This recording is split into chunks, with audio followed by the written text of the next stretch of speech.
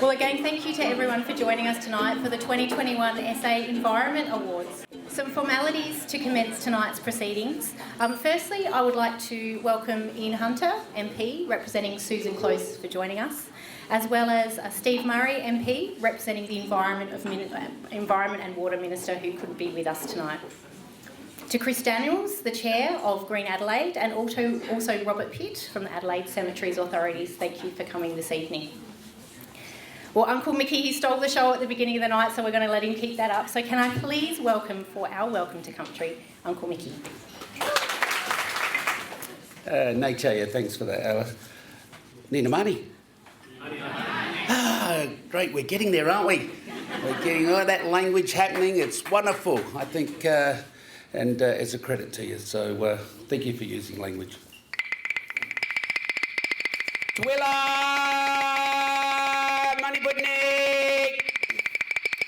Tuwela Wakanapagni. So nai Gana Biako Makalangla Marawachanga Gana Mina. Minyana Namani Puriji, Nai Nari Kamatpi Marija, Nai Wangandi Mani Pudni, Gani Yatana, here in Diata, Tandendanga, Madlanga, Kawandaku, Miraku, Papapana, Wangaku.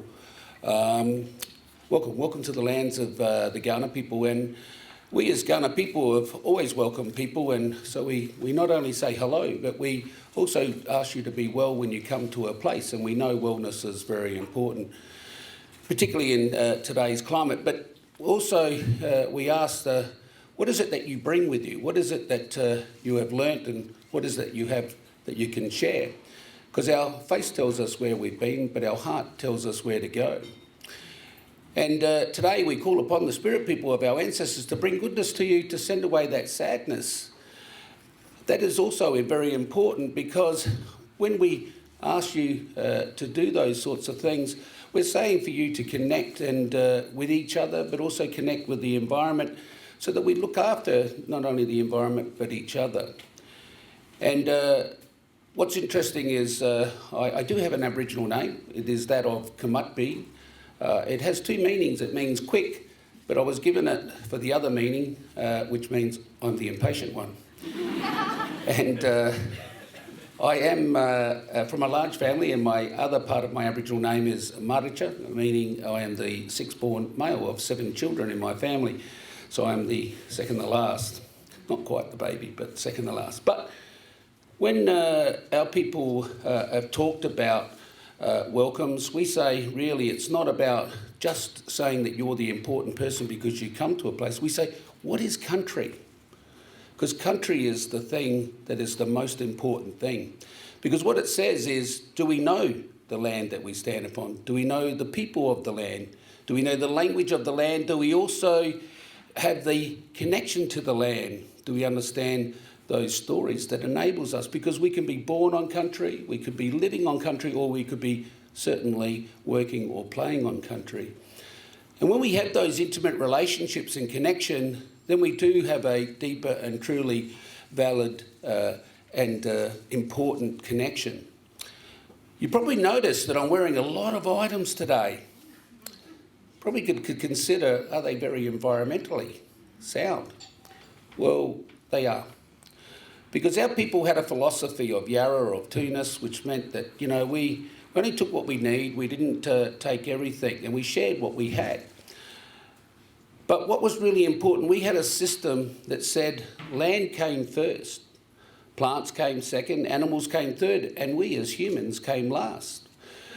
Because really we are all visitors as humans. We're only on here for a short period of time, and so it's what we leave behind that's really important. So when you put land and plants and animals first, everything else is more important than you. And so therefore, by having those important things in front of you, you look after them, and therefore they will look after you. But in the Western world, we have the opposite perspective, where man wants to conquer everything below it. And when it does that, we see the loss, destruction, or really, in some ways, the over-empowerment or control of it all. Ownership. We believe the land owns us, we don't own the land. And so we were in harmony and balance with it all. And so, you know, these items that I wear not only are important because they may be clothing, or it may be blanket, or it may be to signify really a connection to even your land and culture, but also the ochre being really, in a sense, the marking of the land. The tree or the leaves itself has not only the scent of the land, but also has the knowledge of the land.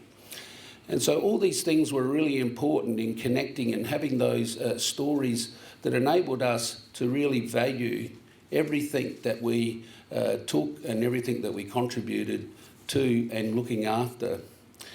And so I suppose it is wonderful to come and to see people that are really mindful and caring for our environment, because though we may be small in numbers, I think we're great in our voice in the way that we can certainly spread and hopefully change people's views. And what we've seen just recently, and people may have seen it, that we did the first time a cultural burn in South Parklands.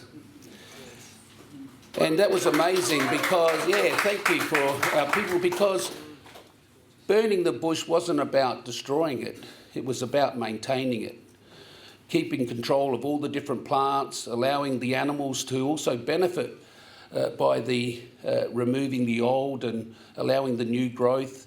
And so the birds would come and find its needs as well. And so these were all important things.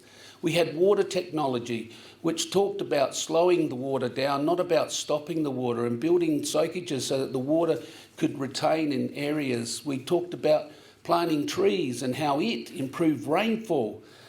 And we've got these things documented, but it takes time and it takes patience. And I think we're getting there where we're listening to the 60,000 years of knowledge and wisdom, and hopefully we can ensure that not only is the land here for those who come after us, but it's here altogether. And that's why we had a spirit belief which said, when we leave this earth, our spirit returns. And so therefore, if it returns, we need to make sure it's always here. I've said enough. But thank you for listening. Thank you for coming. I wish all of those wonderful people who have done remarkable things, congratulations in your awards. And again, thank you for the invitation. And so I leave you these words. Mai unjiga, nachi yokandaya, nachi yakandaya, padnia do wadu. It's saying we are all brothers and sisters. Cultures bring us together. It never divides us. Let us walk together. Let us sit upon. Let us listen. And let us observe the land. And when we do so, do it in harmony. Never say goodbye, because we always say see you later. Why? Because we have no word for goodbye. And so it's nakara, nei chaya, and thank you again. And please enjoy this wonderful evening of these wonderful people to receive awards. So thank you. Thanks, Alice. I'm now going to do a little bit of general housekeeping before we get down to the business of this evening. And most importantly, we have some sponsors that have made tonight happen, and we want to thank them humbly for all of their support. So firstly, to Adelaide Cemeteries authorities, who have been a supporter of the awards for many, many years, and we'd love to see that continue. And to Green Adelaide for their support making tonight happen.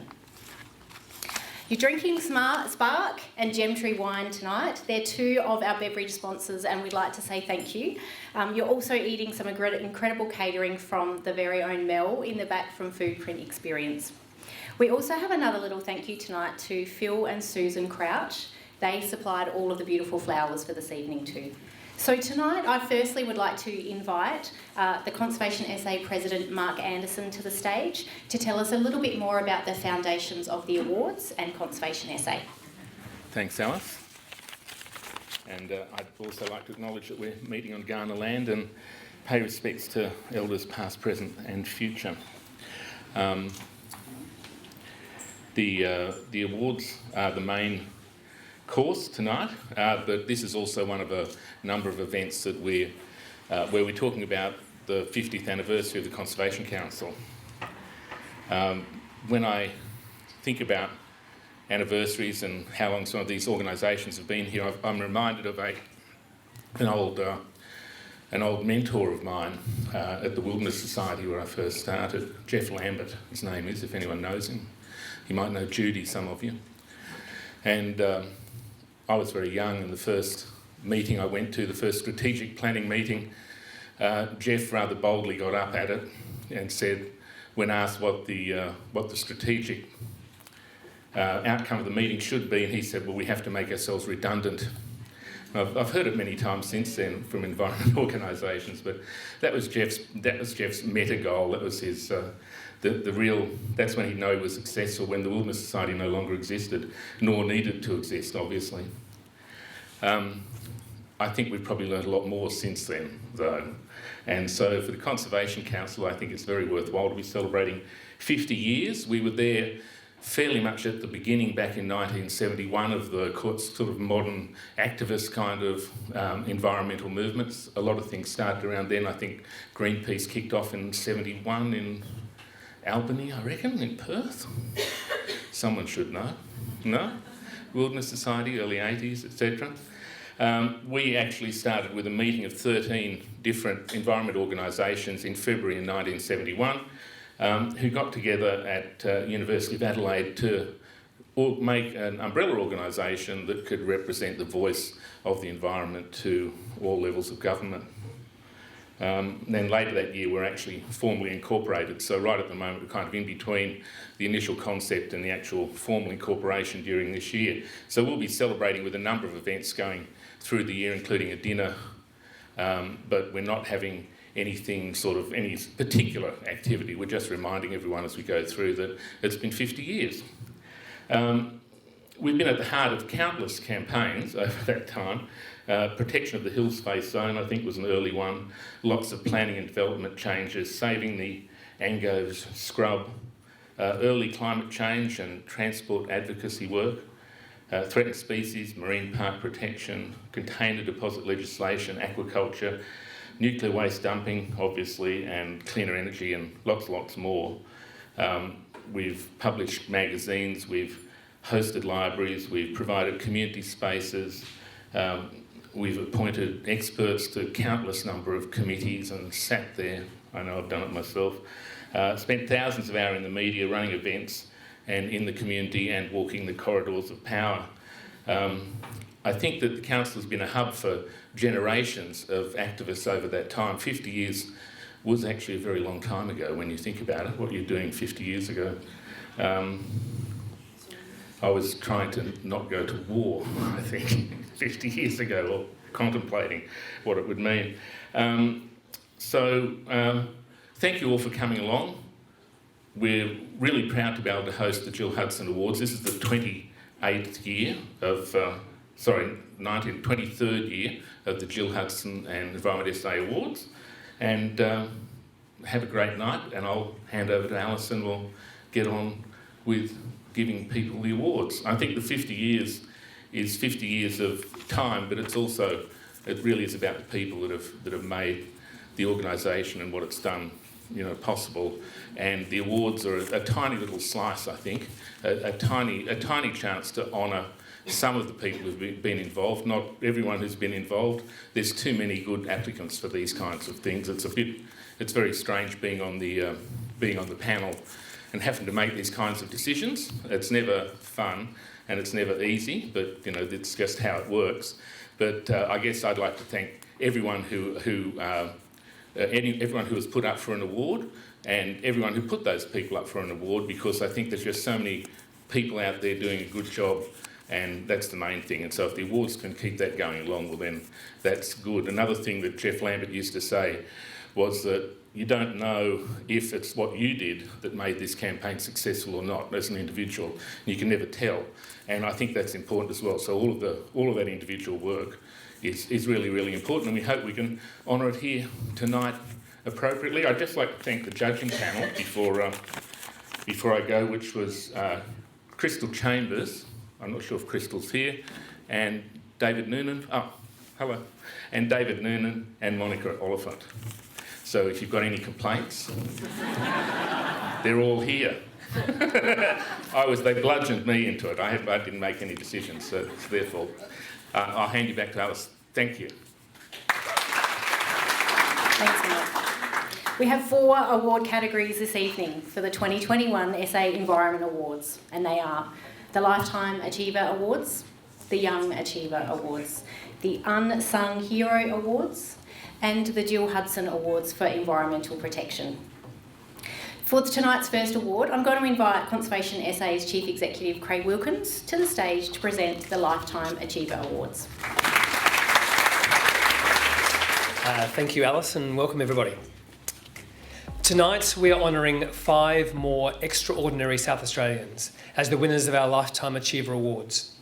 These inspiring leaders are part of a legendary group of environment champions who have spent their lives working towards a sustainable planet. Over time, we are creating a Hall of Fame, and I encourage you to wander over afterwards to our corridor just near the bar to remind yourself of previous awardees. We are thrilled to have the chance to honour more tonight. Since the inaugural Lifetime Achiever Awards in 2017, these awards have been generously sponsored by the Adelaide Cemeteries Authority. ACA is an industry leader in environmental sustainability, with key initiatives to eliminate single-use plastics from cemeteries and installing new equipment that will reduce emissions by 95%. And in consultation with Kaurna communities, the SA Museum and the Department of Premier and Cabinet, Adelaide Cemeteries Authority has started construction on a dedicated 1 hectare memorial garden for the reburial of the remains of Kaurna people that have been repatriated from museums around the world. We are once again proud to partner with them for these awards. To present them, please welcome Robert Pitt, CEO of the Authority, to the stage. Thank you. In no particular order, our first award goes to Kevin Buzzacott. Uncle Kevin is a respected elder from the Arabana Nation in northern SA. He has campaigned widely for cultural recognition, justice and land rights for Aboriginal people, and has initiated and led numerous campaigns raising awareness on uranium mining and nuclear issues, in particular at Olympic Dam. A passionate and effective advocate for sustainable water management, Uncle Kev has initiated and led numerous campaigns against threats to culture and environment, such as the exploitation of water from the Great Artesian Basin.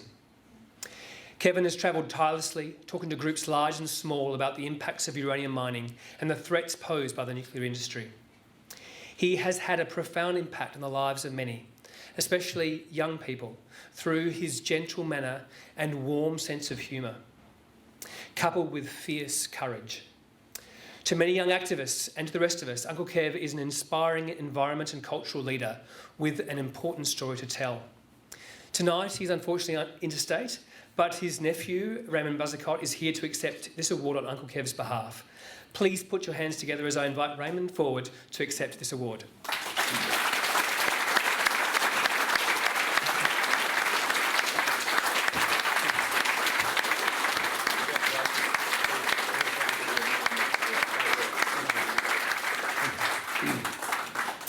Our second award goes to David Mitchell AM. David came to the environmental movement after a distinguished public service career. Starting with Trees for Life as a volunteer seedling grower, he soon became a seed collector, bush carer and depot manager. Joining the Trees for Life board in 1998, he was elected president in 2000 and served until 2017, during which time Trees for Life developed into one of our most effective and influential member groups. A member and president of the Friends of Cobbler Creek for 2 decades, David also became secretary and then president of Friends of Parks Incorporated, a position he held for 7 years. At home in both the field and the boardroom, David has paired strategic leadership with a fearless advocacy style. He has served on numerous government committees related to volunteers, the environment, parks management and natural resources management. In 2013, David became a member of the Order of Australia for significant service to conservation and the environment as a volunteer and volunteer advocate. Please put your hands together as I ask David to come forward to receive his award.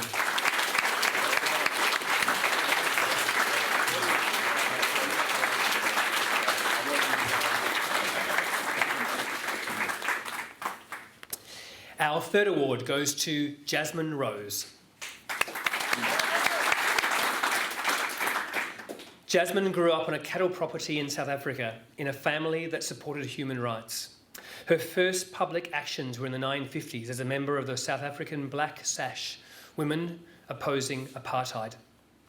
A conservation SA councillor since 1990, she served 3 times as president, 5 times as vice president, as chair of numerous committees, and as a representative for the environment at the highest levels. And in the year 2000, she received a Centenary Medal for service to the Conservation Council. Over the past 20 years, Jasemin has worked hard to raise the issue of the rapidly increasing impact of climate change. As the inaugural chair of the Conservation Council Climate Change Subcommittee, she sees this as the most important threat to face our world. In her own words, she is always striving for honesty and justice, achieving some outstanding results and gaining many friends. And we can certainly say she is surrounded by friends tonight. Please welcome Jasemin to the stage.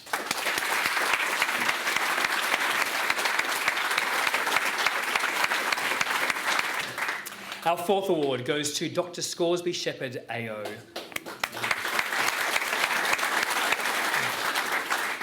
Scoresby Shepherd is a lawyer and a researcher with a formidable career spanning more than 50 years. In the 1960s, he became an expert in the biology of marine species, working at the Department of Fisheries and then at the South Australian Research and Development Institute, or SARDI, where he created an outstanding legacy until his very recent retirement. As a researcher, Scoresby led expeditions to study abalone populations across the world, constructing the foundation for a sustainable abalone fishery. After observing and measuring the decline of seagrass off the Adelaide metropolitan coast, he was the first to champion the then controversial hypothesis that sewage effluent was to blame. And in 1971, he wrote the legislation for the establishment of marine parks in our state, thus establishing the first systematic basis for marine parks in the country. Scoresby has authored over 100 publications, including Abalone of the World, and his most recent publication, Natural History of the Coorong, Lower Lakes and the Murray Mouth region. His countless awards and honours include the Officer of the Order of Australia for service to marine science, particularly in the fields of abalone biology and ecology through research, education and international collaboration, and the conservation of coastal areas. And tonight he receives a Lifetime Achiever Award. Please put your hands together as we ask Scoresby to come forward.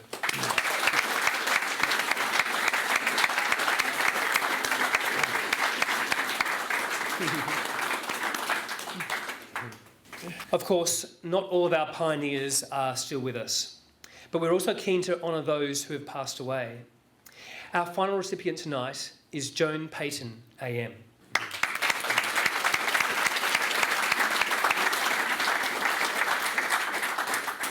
Born in 1916, Joan Burton Paton was a renowned teacher, naturalist, environmentalist and ornithologist.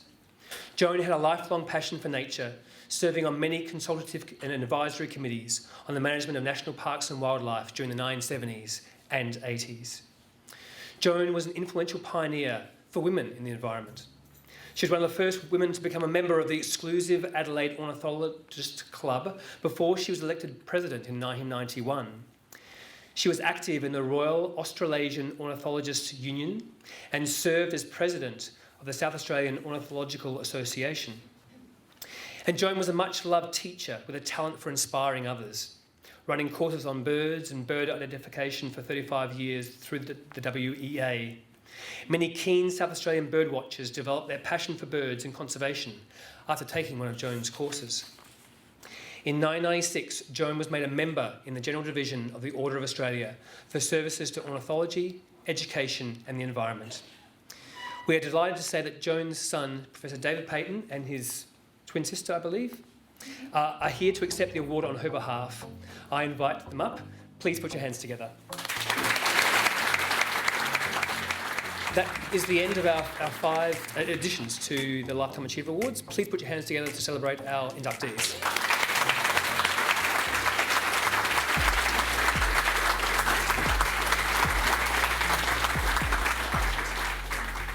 And on to the Young Achiever Awards. This year marks a significant year for the Young Achiever Awards, as we are proud to name our Young Achiever Awards in memory of Leif Justham. Leif was a young South Australian who was passionate about making a difference and inspiring others to care for our environment. Like many of you and myself, we have been inspired by his story. Leif lived and breathed his values, working tirelessly to raise awareness of our country's dependence on fossil fuels and encourage the use of renewable energy for the future of our planet. In honour of Leif, and with the support of his family, we are proud to announce the Leif Justham Young Achiever Awards. In this way, we hope that we keep Leif's memory strong and the causes he felt most passionate about front and centre. Please welcome Leif's mum, Helen Taylor, to speak about his life and work as a champion for the environment. Good evening, everyone, and thank you for inviting us here tonight. It's a great honour to be here, and although right now my heart aches with sorrow, it's also filled with hope and celebration to acknowledge the efforts and the achievement of young people who care so passionately about our planet, just like Leif did. To share a little bit of Leif's story, although hopefully I'm actually being made redundant up here because you all already know, and you know about his campaign and you've done these things, but anyway, just in case you don't. Leif was born and grew up in the Adelaide Hills from a big family with many siblings, and he loved the natural world and being outdoors, from the coasts to the Flinders Ranges to the desert to the hills, the Yonga-Paringa. He was always out there.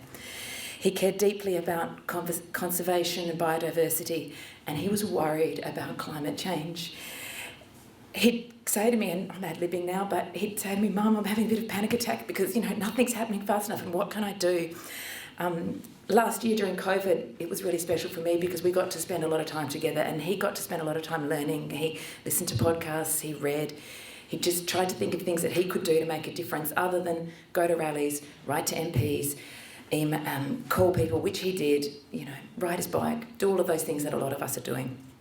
He spent time learning about issues and sought ways to reach out and motivate others. And the idea he got at the end of last year was to set off around Australia and try and make a bigger difference by reaching more people. So in March, he left his family and friends behind and his job as a tree planter and rode out of Adelaide on a solo cycling journey after numerous trips next door to the refugee bike workshop to, get a few more bits for his bike. And off he set around this vast continent. He was on a mission to raise awareness of simple but less well-known ways that can help reduce carbon emissions and promote divestment from fossil fuels, particularly avoiding unleaded 91 petrol because of the high sulphur content, and also talking about changing banks. By connecting with the people he met along the way, Leif hoped to educate others about the fossil fuel investments of banks, or most banks and super funds, and inspire them and us to use our super money for positive climate action. In only 15 days, Leif had ridden almost 2,000 kilometres, and he was loving every minute of it. He phoned me just the night before, well, he phoned me pretty regularly, and his girlfriend, but just telling me about how beautiful that country was out there. He'd just left Mernin country and he was heading on to Ngatu land, and he just said he just loved it. He loved the skyscape, he loved the landscape, he loved being out there in it, and the people he got to meet and talk to along the way. However, his journey tragically ended on the morning of April 6 when he was hit and killed by a truck on the Nullarbor Plain. At only 21, Leif has inspired many, and he leaves a huge legacy. As a family, it's our mission to share his message far and wide and to honour that legacy. There's tree planting projects, cycling initiatives, and tributes and awards like this one that are wonderful ways that we hope to continue his work and support and inspire others.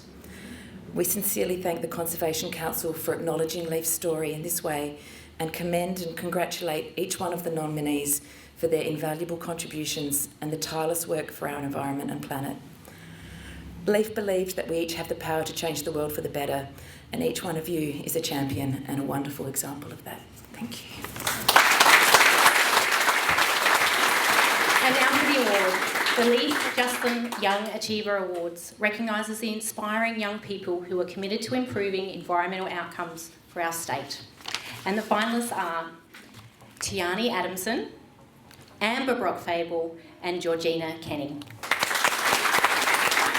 This year we have two joint winners of the Young Achiever Awards. They are Amber Brock-Fabel and Tiahni Adamson. Can I welcome you both to the stage?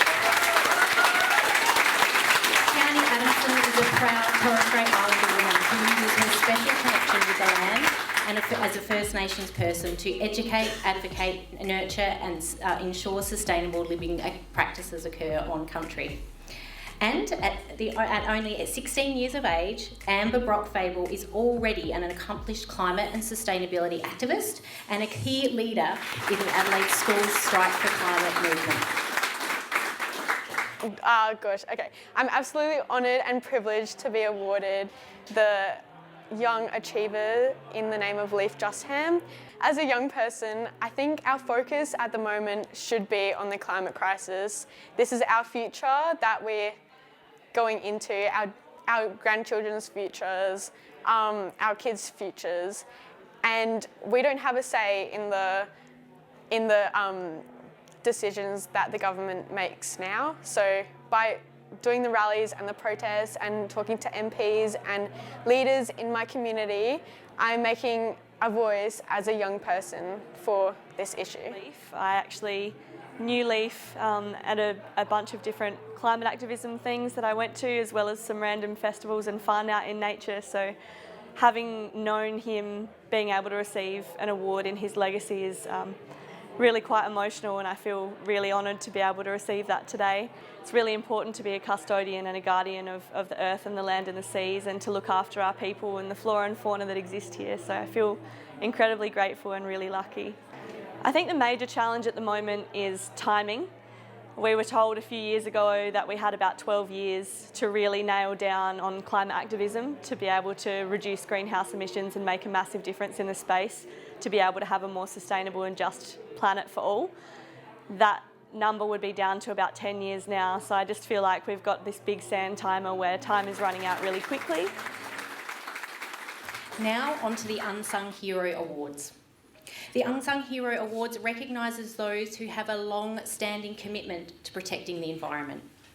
I'd now like to invite Chris Daniels from Green Adelaide to the stage to present the Unsung Hero Award. The finalists are Jerry Butler, Maureen Christies, Dr. Kerry Chiverals, Lesley Easson, Eco Action, Kangaroo Island, June Jenkins, Ian and Lynn Norman, Francois Piron, Yuri Petzel and Jill Woodlands. And this evening we have two joint winners of the award, and the award goes to Jill Woodlands and Eco Action KI. Eco Action Kangaroo Island and its 70 volunteer members lead the conservation movement on Kangaroo Island to protect its unique biodiversity and champion its irreplaceable part of the SA environment. Jill Woodlands is being honoured for her vital and her lasting contribution to South Australia's environment through her career as a prominent NRM facilitator and a relationship builder, as well as her volunteer work for countless nature engagement initiatives. To Jill Woodlands and Eco Action Kangaroo Island, congratulations. It's always a great pleasure to be recognised for long endurance work that just keeps going over many, many years, 20 years. Eco Action have been campaigning for the maintenance of the qualities of unique biodiversity that particularly the western end of Kangaroo Island represents. And we do it because it has to be done, but it's always a great uplift to have that recognised by people who aren't actively involved at the time. It's it's something to cherish and to look to when things seem difficult. You can point to. I have always felt that whatever work we do, we're standing on the shoulders of giants. So it's part of being in this most amazing collective family that have been working tirelessly for decades and decades. And we might have, 2 steps forward, 3 steps back, but I guess being around this amazing group of people actually keeps us going. So over the years, in the different work I've done in the conservation sector, there have been many challenges. Particularly when, faced with policy work or going backwards in an area, in a hard fought for area like native vegetation. I would like to put this Unsung Hero Award in the kitchen because it's actually the heart of the home and where I spend the most time. So this is going to end up in the kitchen, and I'm going to really enjoy looking at that at any stage of the day, and especially in the morning when I'm actually revving. Before we might move on to another award, we would like to present a special Unsung Hero Award to Lesley Easson. As a key member of the Friends of the Pankala Trail in Port Lincoln, Lesley was one of the main drivers behind the Friends campaign to increase awareness of the area's plant life.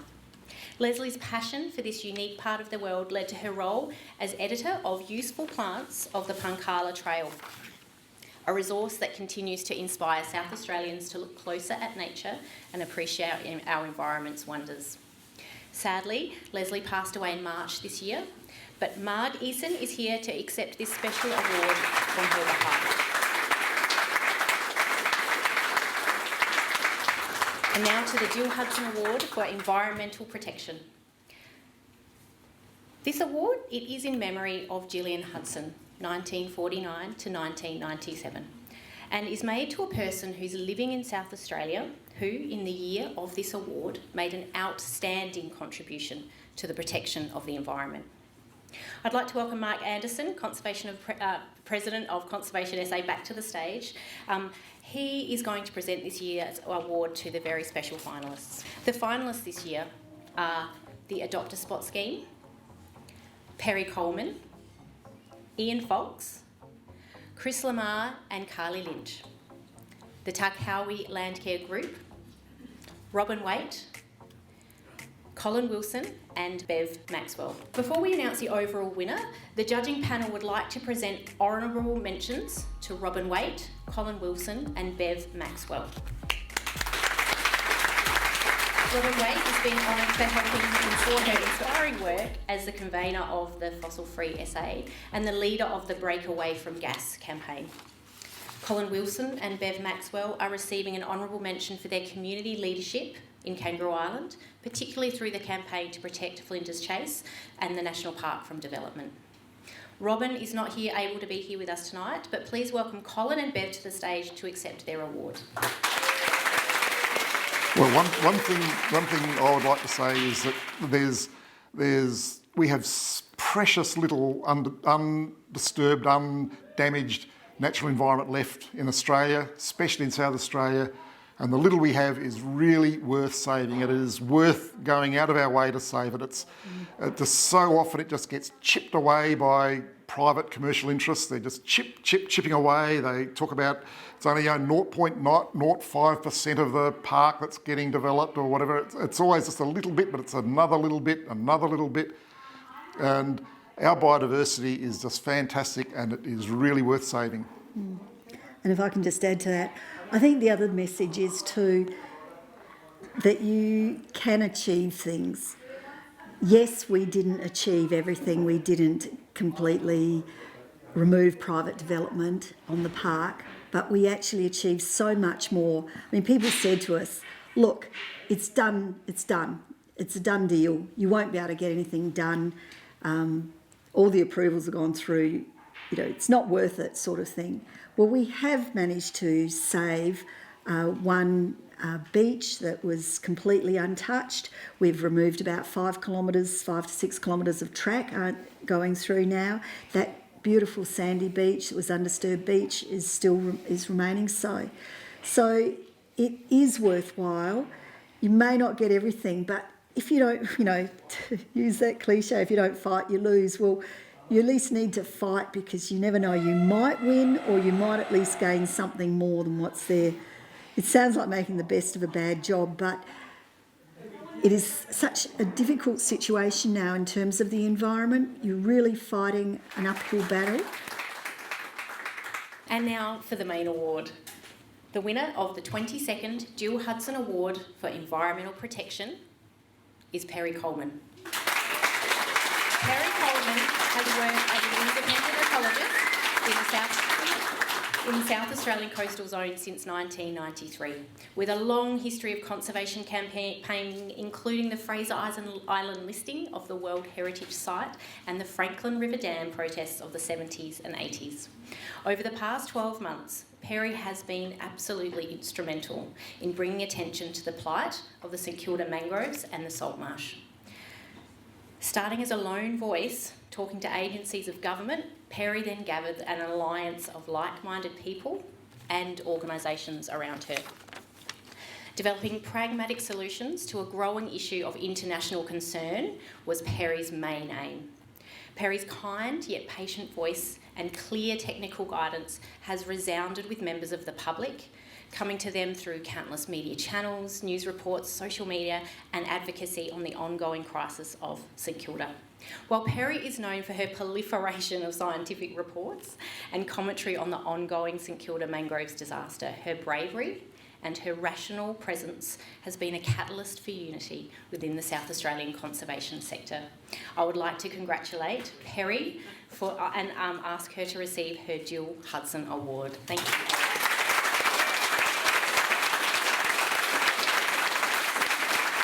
Oh, my goodness. I'm not really sure where to start, but thank you. This is a huge honour. The Jill Hudson Award, as you know, is named for a remarkable teacher, someone who inspired so many others to care for their environment. And inspiration is a remarkable thing. I would not be standing here today were it not for those who formed my childhood, people like my father, who introduced me to the books of Rachel Carson and also to environmental activists, artists and researchers. The patience of those people, Judith Wright McKinney, David Flay, and visitors like Gerald Durrell in dealing with the horde of young folk who buzzed around them in southeast Queensland in the 60s was absolutely phenomenal looking back on it. But inspiration isn't a once-only thing, a childhood thing. It's a 360-degree thing. We give and receive inspiration and support in like-minded communities. So all of you inspire me.